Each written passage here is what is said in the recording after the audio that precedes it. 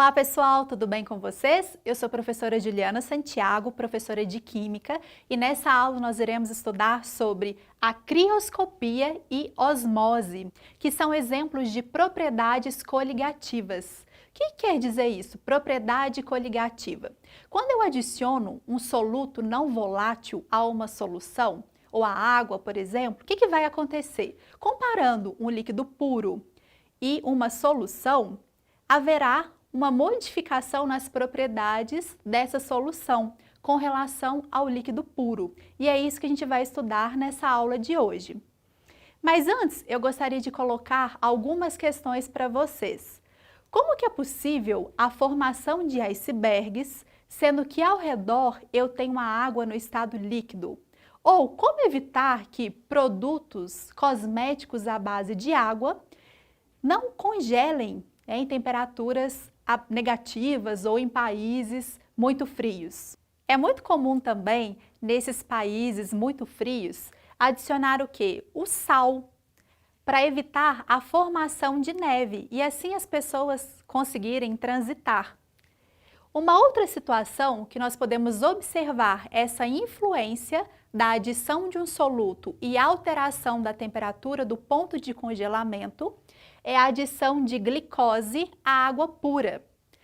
Então, analisando essas figuras, aqui nós temos água pura, isenta de sais, e nessa outra situação, a adição de glicose, que é um açúcar, numa concentração de 0,5 mol por litro.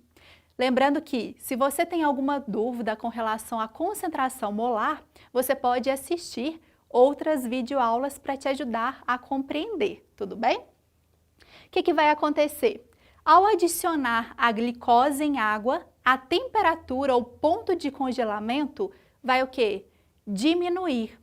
E vocês podem perguntar, mas professora, se for glicose a uma concentração maior, haverá um efeito mais intenso, uma maior, no caso uma diminuição ainda mais pronunciada dessa temperatura. Então, o que é a crioscopia? Adicionei um soluto não volátil e houve a diminuição do ponto de congelamento. Então, crioscopia, diminuição da temperatura de congelamento do líquido na solução em relação à temperatura de congelamento do líquido puro. E a outra propriedade coligativa, que é a osmose. O que é a osmose? Consiste na passagem de solvente por uma membrana semipermeável. Vamos analisar aqui nesse desenho. De um lado, temos a água pura e do outro, a água salgada. E aqui no meio, uma membrana semipermeável.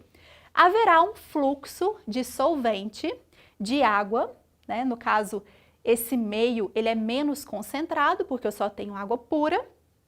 Então, haverá o fluxo do meio menos concentrado para o meio mais concentrado. Vocês podem observar que o volume de água diminuiu e o volume aumentou, tá? De água salgada. Tudo bem? Na prática, como que nós podemos observar esse efeito da osmose? Quando nós adicionamos, como a gente vai fazer, preparar, adicionar um temperinho na salada, o que vai acontecer? A alface, por exemplo, ela tem uma grande quantidade de água. Quando a gente coloca o sal, o meio exterior estará mais concentrado. Então, haverá um fluxo de água do meio interior, do meio hipotônico, que é menos concentrado, para o exterior, que está mais concentrado, que nós chamamos de meio hipertônico. Assim, a salada vai perder água, vai desidratar.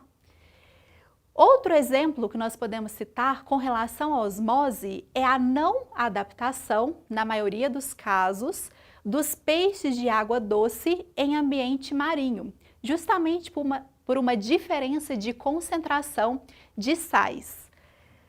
Então, adicionei um soluto não volátil, qual que vai ser o efeito com relação à osmose? Haverá um aumento da pressão osmótica do solvente em direção à solução mais concentrada.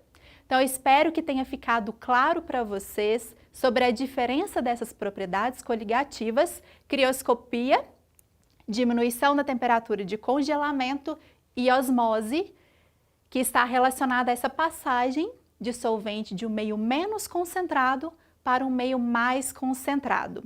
Aproveitem esses desenhos, essas imagens e esquemas, tirem uma foto e estudem com mais detalhes.